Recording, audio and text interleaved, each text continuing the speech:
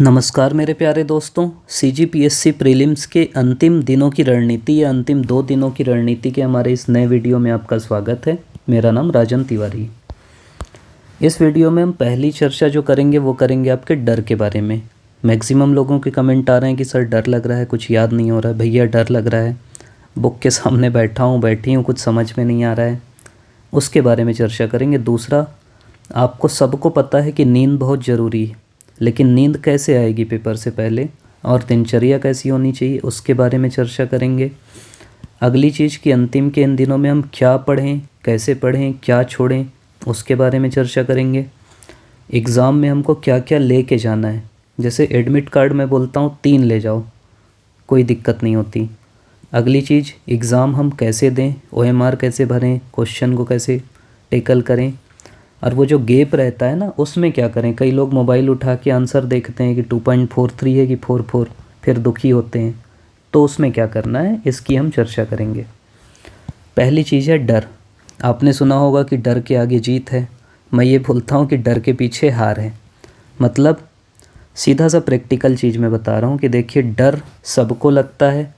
अगर आपको लग रहा है तो ये बिल्कुल आप नेचुरल इंसान हैं, नॉर्मल इंसान हैं, अच्छे इंसान है, मतलब आप PSC के लिए दिलो जान से जुटे हुए हैं। अगर आपको डर नहीं लगता ना, तब आपके अंदर कोई कमी होती। मैं बोलता डॉक्टर को दिखाओ। महान चिंतक अरस्तु कह गए हैं कि इस समाज से अलग कोई भी इंसान या तो देवता है या तो पशु है। मैं ये कहता हूँ कि अगर PSC प्रीलिम्स को इंसान दिला रहा है और उसको डर नहीं लग रहा है, तो या तो वो देवता है और या तो वो ऐसा इंसान है जो इसलिए फॉर्म भर दिया क्योंकि फॉर्म फ्री में था, या उसको PSC के नतीजे से कोई दिक्कत ही नहीं है। अगर आपको थोड़ा भी आप कॉन्शियस हैं कि मेरे को निकालना है प्रीलिम्स, तो डर आपको लगेगा। मैं 6-7 बार प्रीलिम्स दिला चुका हूँ। दूसरे बार तीसरे बार में तो दूसरों को लगता था हो जाएगा, लेकिन मेरे को डर लगता था भाई। और मेरे ऐसे बहुत सारे दोस्त हैं जो सेलेक्टेड हैं, सबको डर लगता है। देखिए, अब डर लगता है, ये नेचुरल है, तो इससे काबू कैसे पाया जाए, मतलब इसके लिए किया क्या जाए। मतलब पहले तो आपको एक्सेप्ट करना पड़ेगा कि डर लगता है, डर नेचुरल है, मतलब मैं सामान्य इंसान हूँ, अच्छी बात है मेरे को डर लग रहा है। दूसरा, हमको क्या करना है कि हमको ये सोचना है, मतलब देखिए अपने दिमाग को ये बोलना है कि दिमाग भैया, अगर मैं डरूँगा तो मेरे को चीज़ें याद नहीं होंगी। ये तो आपको भी पता है कि डरेंगे तो कुछ, अब आप पढ़ते होगे ना तो याद नहीं होता होगा। तो दिमाग को बोलो कि दिमाग भैया मेरे को सेलेक्ट होना है, और मैं डरूंगा तो मेरे को कुछ याद नहीं होगा, कुछ याद नहीं होगा तो मैं सेलेक्ट नहीं होऊंगा, और मैं डर इसलिए रहा हूँ कि मेरा सिलेक्शन ना होगा तो क्या होगा। मतलब कई चीज़ का डर रहता है, एग्ज़ाम ऐसा हो जाएगा, ये हो जाएगा, वो हो जाएगा, सेलेक्ट नहीं होऊंगा। तो भाई डरूंगा तो वही तो होगा ना। तो दिमाग को समझाओ कि मेरे को नहीं डरना है। जब भी दिमाग डरे ना तो उसको बोलो तू डर क्यों रहा है। वो बोलेगा सिलेक्शन नहीं होगा तो, जो पढ़ा हो वो नहीं आएगा तो। उसको बोलो डरेगा ना तो और नहीं होगा सिलेक्शन, मतलब उसकी गारंटी बढ़ जाएगी, इसलिए मत डर। अगली चीज़, देखिए डर इसलिए भी लगता है, अगर आप उसकी साइकोलॉजी में जाएंगे। मैं आपको एक चीज़ बताता हूँ। अकबर के बेटे का नाम जहांगीर था, अकबर के पापा का नाम हुमायूं था, जहांगीर के बेटे का नाम शाहजहां था, शाहजहां के बेटे का नाम औरंगजेब था। सुन के डर लगा आपको? नहीं लगा होगा क्योंकि पढ़े हैं। अब मैं आपको बताता हूँ। अकबर के जूते का नंबर 4.5 था, जहांगीर का 4.7 था, जोधाबाई का 5.4 था, उसके दाहिने पैर के जूते का नंबर 5.8 था। अब डर लगेगा कि यार ये तो मैं नहीं पढ़ा। तो हम जो हमको पता रहता है ना, अगर वो पढ़ते हैं तो डर नहीं लगता, और जो नहीं पता है वो पढ़ते हैं तो डर लगता है कि यार ये भी नहीं पढ़े, वो भी नहीं पढ़े।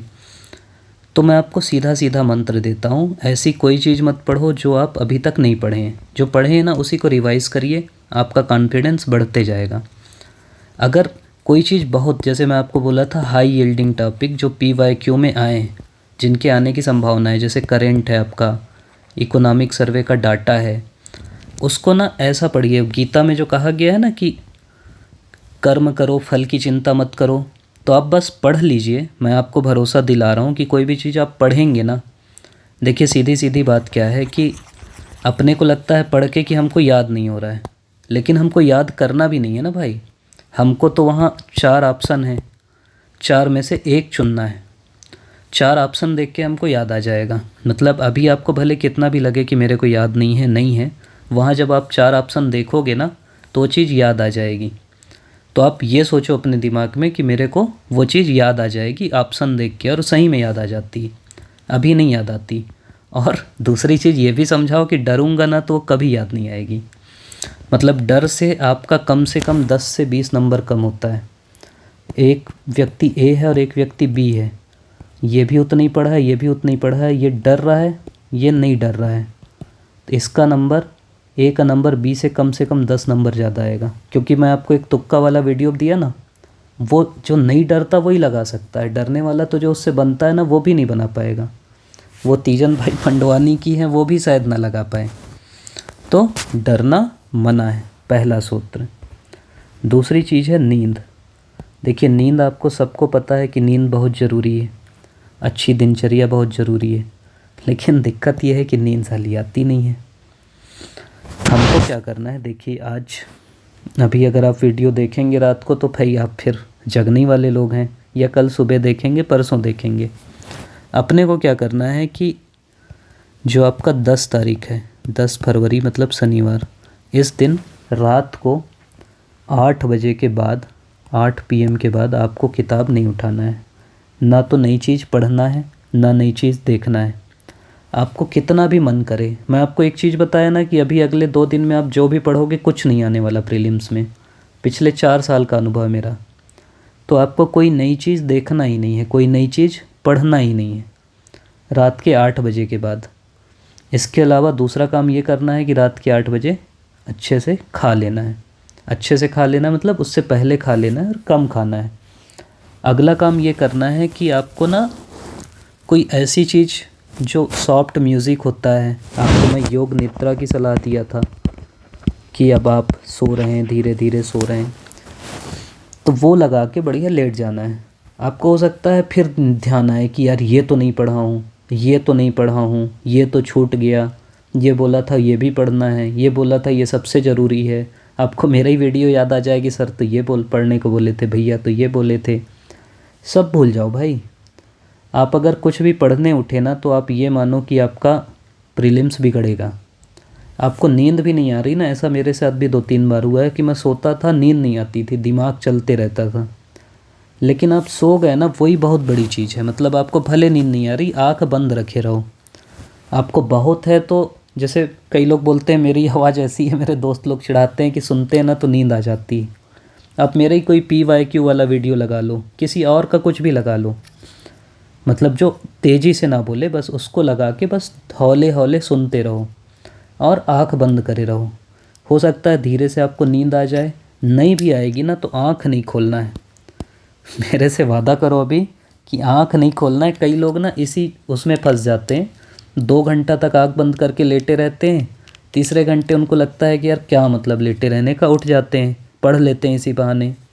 आपको मैं बता दिया ना कि 2 दिन जो पढ़ोगे उससे कुछ नहीं आना है, तो अब उठ के क्या फ़ायदा भाई। मत उठो, सोए रहो और आराम से आपको रात भर सोए रहना है। मान लो रात भर भी नींद नहीं आई ना तो भी रात भर लेटे रहना है। दिमाग क्या है ना, अगर आँख बंद है आपकी, आप सोए हुए हो, तो आपको पर्याप्त रेस्ट मिल जाता है। और आप अगर एक बार जग गए तो अगले दिन आपका पेपर बर्बाद हो जाएगा।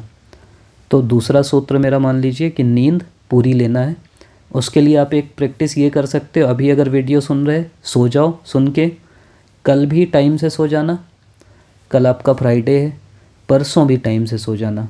और सुबह ऐसा मत करना, कई लोग करते हैं कि 5 बजे उठेंगे, 5-8 बजे कुछ नहीं उठना है। आपको आराम से आपका जहाँ भी सेंटर है उस हिसाब से, मतलब पढ़ने का मार्जिन नहीं रखना है, सुबह उठना है और फिर सेंटर जाके एग्ज़ाम दिलाना है। अगली चीज़ है दिनचर्या कैसी हो, तो दिनचर्या आपको ये रखना है कि सुबह उठना है। कल जैसे आप रहेगा, परसों रहेगा, तो जो 9:30 से 11:30 का टाइम रहे उसमें आपको एग्ज़ाम दिलाना है। दोपहर को नहीं सोना है और बिल्कुल जो खाना है ना आपका फूड जो है वो बिल्कुल लाइट लेना है। जैसे मैं अपना बता रहा हूँ, मेरे को अभी आई फ्लू हो गया, इसी कारण वीडियो नहीं बना पा रहा हूँ। तो अब ऐसा किसी के साथ कुछ हो गया ना, खाना खाए पेट ख़राब हो गया, तो पूरा एग्ज़ाम बर्बाद हो जाएगा। इसलिए आपको बिल्कुल ध्यान से अपनी दिनचर्या रखना है, खान पीन अच्छा रखना है। एग्ज़ाम के दिन भी सुबह ऐसा तेल वाला मत खाइएगा, ऑयली मत खाइएगा, ना तो दोपहर को जो भी बिना तेल की चीज़ें हैं वो खाइएगा। एग्ज़ाम में भी बीच में अगर आपको कुछ मिलता नहीं है तो केला वेला लेके चल दीजिएगा।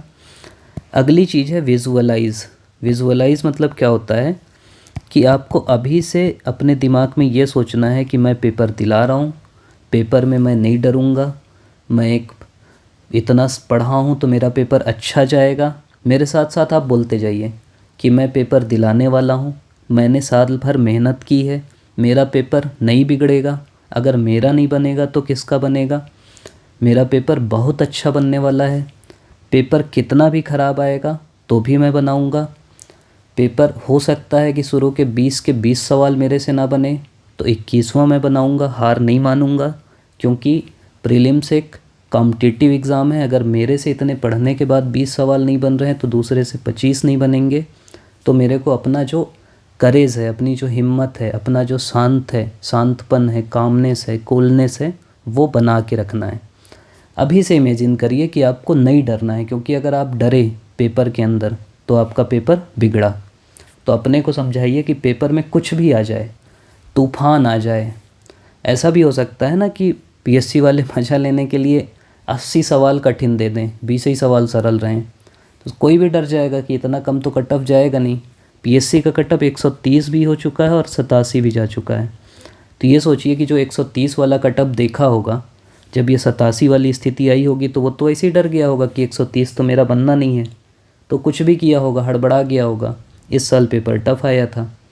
तो आपको अपने दिमाग में अभी से विजुअलाइज़ करना है कि मेरा पेपर कैसा भी पेपर आ जाए, मैं मेहनत किया हूँ, मेरे को अपना 100% देना है, और ये मानिए कि पेपर कठिन ही आएगा। अगली चीज़ है क्या पढ़ें क्या छोड़ें। मैं आपको पहले ही बता दिया कि आपको वही चीज़ें पढ़ना है जो बिल्कुल आप पहले से पढ़ चुके हैं, मतलब केवल रिवाइज करना है, नई चीज़ें नहीं पढ़ना है। और वो चीज़ें आप पढ़ सकते हो नहीं जो बिल्कुल आपको, अगर PYQ आप देखें और उसमें लगा कि ये टॉपिक आ रहा है तो उससे, जैसे मान लीजिए एक वीडियो हमारा फसल और उत्पादन पे है, वो आप नहीं देखे तो वो पढ़ सकते हैं। कहीं से आपको और कुछ दिख गया खनिज वाला, किसी की किताब और नाम दिख गया, वो नए चीज़ पढ़ सकते हैं, लेकिन कोई नया टॉपिक नहीं उठाना है आपको, प्राचीन इतिहास नहीं उठाना है आपको, भूगोल नहीं उठाना है। जो नहीं पढ़े, मेरा एक दोस्त था, मैं आपको बताया था कि वो जो नहीं पढ़ता था ना, बोलता था मेरे सेट में नहीं आएगा। बस वही अप्रोच रखना है। कैसे पढ़ना है, बस आपको ये मान लेना है। देखिए मैं आपको बता रहा हूँ बहुत प्रैक्टिकल चीज़, ये ध्यान से सुनिएगा कि एग्ज़ाम से पहले ना सबको लगता है कि मैं सब कुछ भूल गया हूँ, मेरे को कुछ याद नहीं, और ये लगता है कि ये भी पढ़ लेना था, वो भी पढ़ लेना था, ये भी कर लेना था, वो भी कर लेना था। सबके साथ होता है भाई, मैं जितने लोगों से मिला हूँ ना, सबके साथ होता है और सबका प्रीलिम्स होता है। तो ऐसा लगने वाले, आपको अगर लग रहा है तो आप अकेले नहीं हो। आपको बस जो आप पढ़े हो ना उस पर फोकस करना है, और जो प्रीवियस ईयर क्वेश्चन है वो देख सकते हैं, जो आप पढ़े हुए हैं पहले से कुछ भी अंडरलाइन करके रखे होंगे, हाईलाइट करके रखे होंगे, उसको रिवाइज़ करना है। इसके अलावा कोई नई चीज़ नहीं देखना है, कोई नई बुक नहीं देखना है, कोई नया दोस्त आके बता दिया कि भाई ये पढ़ ले, वो कुछ नहीं करना है। इसीलिए मैं आपके लिए वीडियो, एक कारण ये भी है कि मैं नहीं ला रहा हूँ, क्योंकि कुछ नया मैं बता दूँगा, वो आप नहीं पढ़े होगे ना तो परेशान हो जाओगे। बाद में हम सब पढ़ लेंगे, लेकिन अभी हमको जो हम पढ़े हैं उसी पे भरोसा करना है। कोई नई चीज़, ज़्यादा से ज़्यादा एक सवाल आएगा, वो एक सवाल छोड़ो ना, उसके चक्कर में आप 10 क्यों बिगाड़ रहे अपना। अगली चीज़ है चेकलिस्ट, क्या क्या लेके जाना है। पहली चीज़ है एडमिट कार्ड। एडमिट कार्ड में आपको सलाह दूंगा कि कम से कम 3-4 कापी करवा लेना, फ़ोटो कापी तो करवाना है यार उसी की। एक शर्ट के जेब में रख लेना, एक आप जिस गाड़ी में जाते हो उसमें डाल लेना, एक अपने बैग में डाल लेना, एक पैंट के जेब में रख लेना। कभी कभी क्या होता है ना, धोखे से गुम जाता है वो, और गुम जाता है तो जो अपनी हालत होती है वो बहुत दिक्कत हो जाती है। तो एडमिट कार्ड रखिएगा। आई कार्ड के भी ना 2-3 कापी रख लेना, आधार भी रख लेना, वोटर भी रख लेना, अलग अलग जेब में रखना कि एक से कुछ हुआ धोखे से भी तो दूसरे से यूज़ हो जाए। तीसरा पेन ले लेना 3-4, और वो भी जो 0.7 निप वाली रहती है ना, मोटी निप वाली पेन, वो रख लेना। अगली चीज़ कि आपको देखिए, कई लोग, यहीं से मेरे को ध्यान आ गया, कई लोग एग्ज़ामिनर भी बोलते हैं पेपर में नहीं लिखना है, किसी की बात मत सुनना, पेपर में हर कोई लिखता है, बढ़िया उसमें पहले टिक मारना, कट करना, कोई दिक्कत नहीं होती। एग्ज़ाम कैसे दें? पहली चीज़, एग्ज़ाम हॉल में आपको समय से पहले पहुंचना है। ये मेरा पर्सनल अनुभव है। हम लोग इन्विजिलेटर भी बनते हैं, हमारे कॉलेज में भी एग्ज़ाम होता है। बच्चे क्या करते हैं, बिल्कुल आखिरी टाइम में दौड़ते हाँफते भागते आते हैं, उससे आपका पेपर गया, मतलब बिगड़ जाएगा। तो आपको समय जो भी दिया गया उससे पहले चल दो, वहीं बैठ के पढ़ लो अगर पढ़ नहीं है तो, लेकिन टाइम से पहले पहुंचना है। दूसरी चीज़ क्या करना है कि आपको जाके अपना बोर्ड वोर्ड चेक कर लीजिए, अपना जो डेस्क बेंच मिला है वो चेक कर लीजिए, हिल डुल तो नहीं रहा है, सब ठीक ठाक तो है। अगर कोई दिक्कत है तो जो इन्विजिलेटर है उसको बता दीजिए कि सर ये दिक्कत है, इसको या तो चेंज कर दीजिए या तो जो भी करना है। इसके अलावा हाँ, चेक लिस्ट में एक दो चीज़ और मैं भूल गया, एक तो घड़ी लेके जाना है, वॉच बहुत ज़रूरी है, एनालॉग वॉच लेके जाइएगा। इसके अलावा आपको पानी की बॉटल, जो पारदर्शी पानी होती है, पारदर्शी बॉटल वो लेके जाना है। आप ना चॉकलेट लेके जा सकते हो, और इसका यूज़ करना जब आप जाओगे ना, 1 घंटा हो जाएगा आपको पेपर बनाते बनाते, फिर खा लेना, तो उससे आपको इंस्टेंट एनर्जी आएगी। और आप क्या कर सकते हो, आप दफ्ती ले जा सकते हो जो पारदर्शी होती है। कई बार होता है कि जो बेंच में हम बैठते हैं ना, वो ठीक ठाक नहीं रहता, छेद एद होता है, तो दफ्ती में अपन दबा सकते हैं, लेकिन पारदर्शी रहे एग्ज़ाम हॉल में। उसके बाद हमको क्या करना है, पेपर हमको मिलेगा, सबसे पहले OMR बहुत ध्यान से भरना है। कई लोग क्या करते हैं, इसमें गलती करते हैं, हड़बड़ाते हैं और परेशान हो जाते हैं। OMR भरने के बाद हमको क्या करना है, पेपर को 3 राउंड में बनाना है। कैसे बनाना है वो तो आपको पता है कि पहले जो इजी सवाल हैं वो बनाना है, फिर मीडियम बनाना है, फिर जो नहीं बने शुरू में वो बनाना है। इसके लिए हम एक वीडियो अलग से ले आएंगे, वो आप देख सकते हैं। उसके बाद आपको क्या करना है, OMR ध्यान से भरना है, बहुत ध्यान से भरना है। गोला कैसे करना है वो आपको पता है, उसके बारे में हम लोग वीडियो ला ही चुके हैं, और जैसा आप अभी तक करते आ रहे हैं ना अपने मॉक टेस्ट में, वैसे ही करिए। और स्ट्रेस नहीं लेना है, जो मैं आपको बता रहा था। स्ट्रेस मतलब क्या होता है कि शुरू के 10 सवाल हो सकता है आपसे ना बने, तो जो सवाल बन रहे हैं ना वहाँ से चालू कर दो। जैसे आपका प्राचीन इतिहास स्ट्रांग नहीं है, आप 51 से चालू कर दो, आप 71 से चालू कर दो, जहाँ के सवाल आपके रेंज में है ना वहाँ से चालू कर दो। ऐसा कोई ज़रूरी तो है नहीं कि 1-2 से चालू करें, तो ये ध्यान रखना है हमको।